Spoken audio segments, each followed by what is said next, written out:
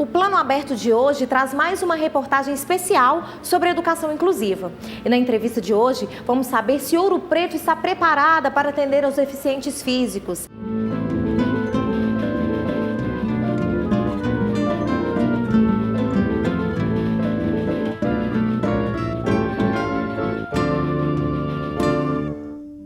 Olá! Essa semana, a TV UFOP traz reportagens especiais sobre educação inclusiva. No último Plano Aberto, você conheceu estudantes que não deixaram que as limitações deles impedissem o desejo de estudar. Hoje, vamos mostrar como é aplicado o ensino de Libras, a língua brasileira dos sinais, nas salas de aula. Desde 2005, é obrigatória a inclusão da Libras como disciplina curricular nos cursos de formação de licenciatura, aqueles que formam professores. As dificuldades para cumprir essa obrigatoriedade, você acompanha agora. Libras, língua brasileira de sinais. Desde 2005, a preocupação com a educação inclusiva aos surdos se tornou obrigatória. A Lei 10.436 prevê o ensino da Libras nas licenciaturas, cursos de formação de professores. É a língua oficial da comunidade surda, né? A comunidade surda envolve todos nós que utilizamos, compartilhamos dessa língua. E é uma língua que foi reconhecida em 2002 como língua oficial do Brasil. Nós temos hoje, então, português como primeira língua oficial do nosso país e a Libras como segunda língua oficial do país. Primeiramente, é importante ressaltar que a principal dificuldade que eu tive foi a ausência do intérprete dentro da sala de aula. Porque numa escola inclusiva é importante ter essa presença, né? E inicialmente não tinha intérprete na minha educação infantil, no meu ensino médio, né? Até a minha 8ª série, eu não tive intérprete, também no ensino médio não tive. E daí toda a dificuldade e o meu aprendizado também com uma dificuldade nesse sentido. No ensino superior, Fabiano contou com intérpretes. Ele conseguiu vencer as dificuldades e chegar ao mestrado em educação. Na Universidade Federal de Pelotas, ele inova, pesquisa o ensino à distância por meio da Libras. Daí eu criei alguns modelos, estratégias para que a gente possa auxiliar o aluno, né? O alfabeto tá em azul, o verde está mostrando atividade, enfim, cada recurso para que o aluno possa ter uma compreensão interessante da disciplina. Nós não temos ainda essa quantidade de profissionais, porque a lei ela não vem só pedir a Libras como disciplina curricular. Ela coloca que todas as instituições públicas e privadas que detêm concessão para prestar serviço público têm em seu quadro profissional 5% dos funcionários capacitados para atender em Libras. Então, se a gente for pensar nisso, a gente tem que pensar em todos os hospitais, em todas as instituições financeiras, os bancos, postos de saúde, todas as escolas, independente de ter surdo ou não. Então, se chegar um surdo aqui, teria que ter alguém que atendesse essa pessoa em língua de sinais, né? Todos os surdos hoje têm direito a intérprete em sala de aula, independente, volto a ressaltar isso, que seja de ser de instituição pública ou privada. O momento atual da educação inclusiva do Brasil, e principalmente quando se refere à educação de surdos, teve há pouco tempo um movimento surdo a favor da educação bilíngue para surdos. Educação bilíngue para surdos. E por que isso? Nós percebemos que a educação inclusiva no Brasil ela tem uma série de problemas. A falta de professores qualificados, a falta de escolas adaptadas. A gente pensa, só colocar lá um intérprete, colocar surdo, cego, pessoas com deficiências intelectuais dentro da sala de aula, isso é inclusão? Se a gente pensar Libras como segunda língua oficial do país, assim, nós temos português como primeira língua, o ideal então é que todos nós tivéssemos domínio. O surdo não tem como aprender, ele não vai ter como aprender a ouvir ou aprender a falar, diferente da questão da oralidade, que para ele vai ser uma coisa mais artificial. Nós temos condições de aprender Libras.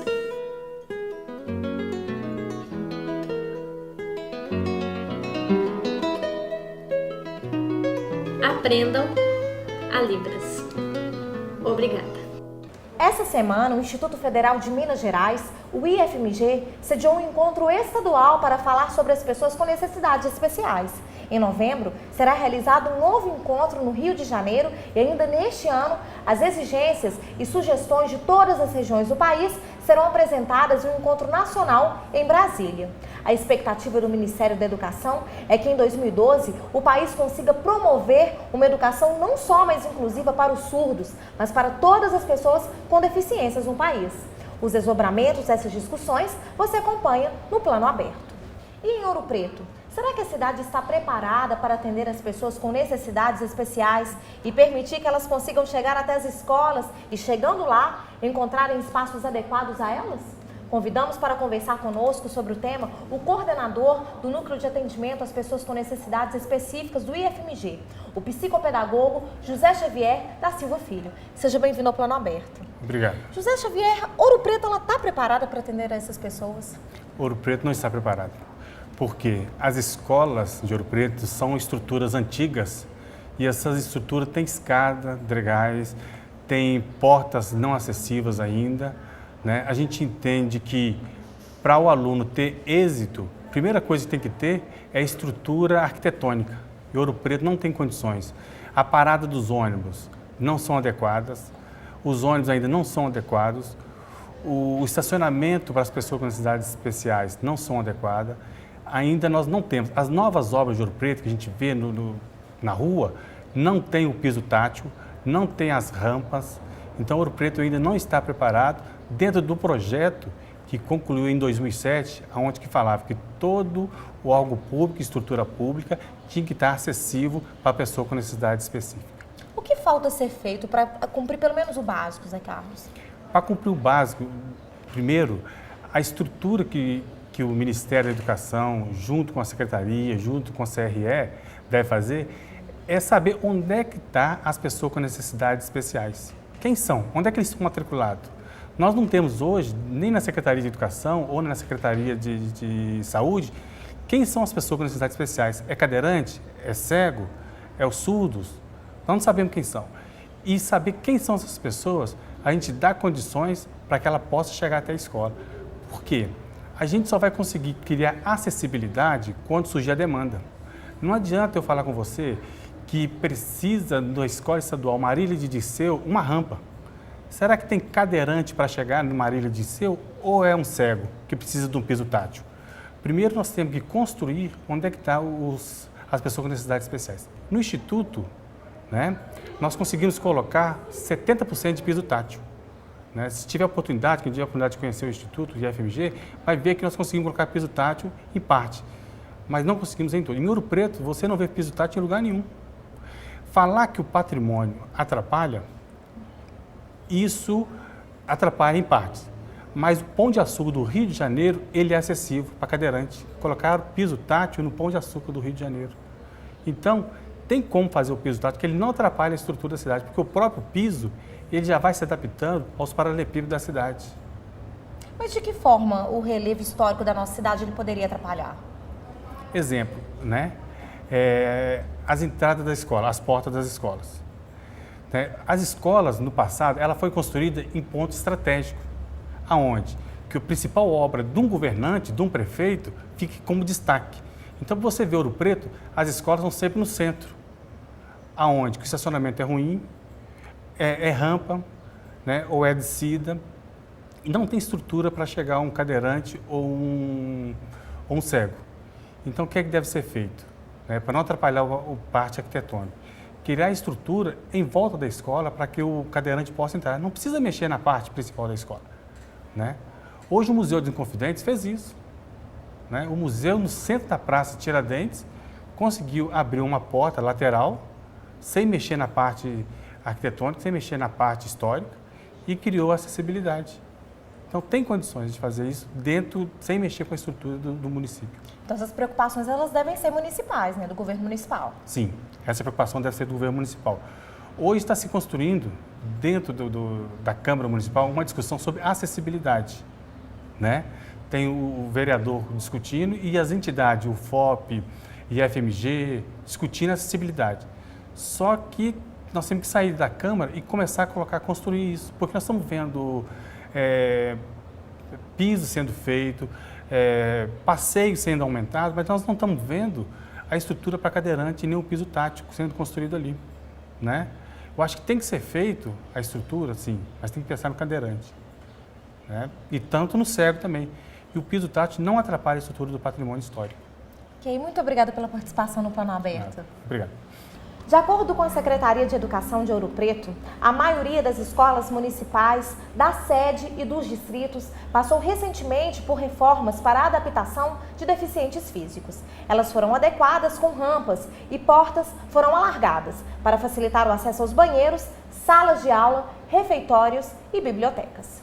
Confira a agenda para o fim de semana em Ouro Preto e região. Não perca no SESI Mariana a comédia Travessuras a Bordo do grupo Os Espoletas. O espetáculo acontece às 5 da tarde no sábado e no domingo. Os ingressos custam R$ 5,00 para todo o público. A Casa da Ópera recebe o show Tim e Vanessa com repertório de músicas espíritas.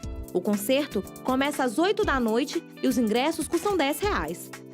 O projeto Música no Museu chega a Ouro Preto depois de passar por cidades históricas como Tiradentes e São João del Rei. A proposta é integrar Minas Gerais através de expressões artísticas para públicos diversos.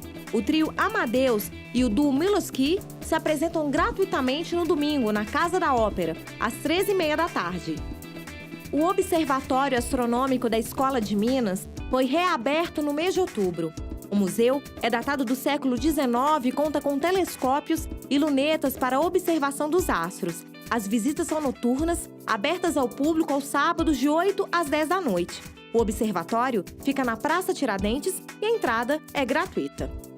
A exposição Assim Sim, Assim Também Não começa nesta sexta. A realização é da primeira turma de Museologia da UFOP e traz personagens marcantes da história de Ouro Preto, como Bené da Flauta, Sinhá Olímpia e João Pé de Rodo. A exposição pode ser vista no Centro de Cultura Afro, ao lado da Igreja de Santa Efigênia. Continue acompanhando o Plano Aberto de segunda a sexta, ao meio-dia e às 7 da noite. Você também pode sugerir reportagens que gostaria de assistir em nosso jornal. Basta enviar e-mail para tv@ufop.br. Até o nosso próximo encontro!